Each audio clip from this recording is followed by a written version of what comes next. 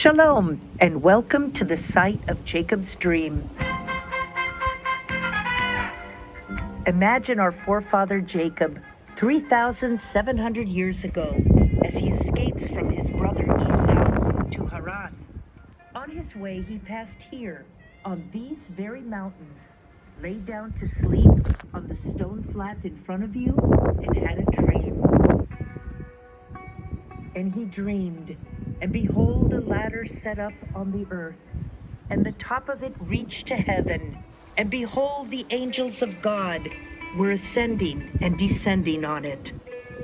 Now, let's go 2 generations back to Abraham, our forefather, grandfather of Jacob, and father of Isaac.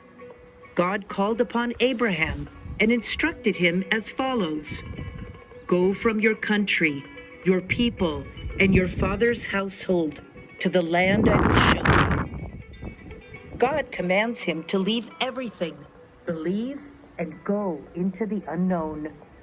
Abraham, the great believer, accepts God's instruction and sets out for the journey.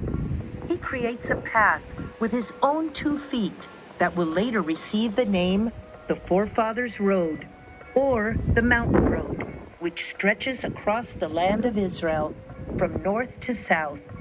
Beit El, where you are now, marks the middle of this road. On his way from Shechem, Abraham reached Baal Hatzor Hill, as it is said in the Bible, the hills east of Bethel. This is the hill in front of you, with the 3 domes on its peak. There, on this hill, God pledged to Abraham the promised land. All the land that you see, I will give you and your offspring forever.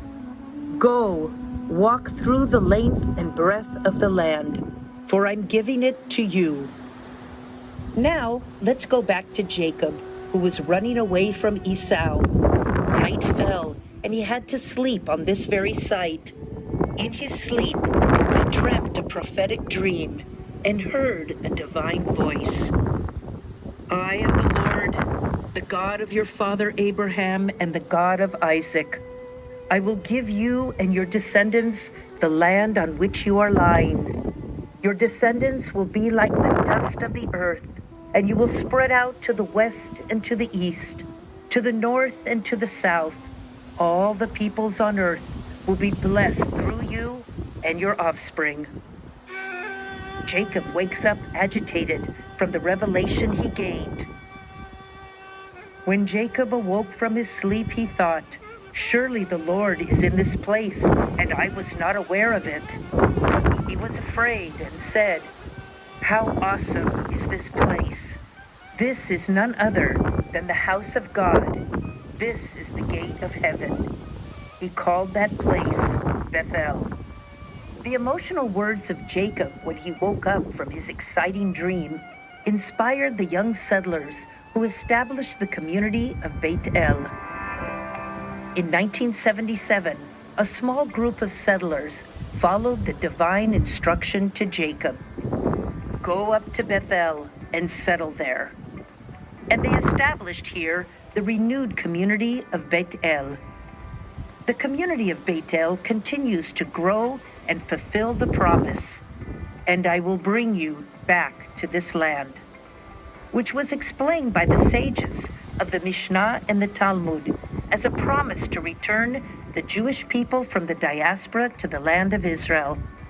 Already during the British Mandate, archaeologists identified ancient Beit El in the nearby Arab village of Beit. Many explored this region, hoping to find the place where Jacob's dream occurred. Cleaning the site and minor digging exposed this large rocky plateau on which you are standing. Professor Ze'ev Vilnai understood that this site was considered as holy throughout history, based on 3 elements from different time periods found on the site: a Muslim building called Maqam Sheikh Abdallah, a Crusaders' chapel, and old Kerm's oak tree, whose age is estimated to be over 1,000 years old. These 3 elements probably preserve early traditions that relate to the holiness of the site, originating in the story of Jacob's dream. Archaeologist Dr. Hagi Ben-Artzi said that Professor Vilnai also identified the temple of Yeruvam that was built here in Beit El because of Jacob's dream.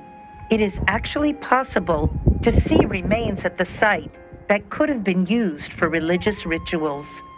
Thank you for your attention.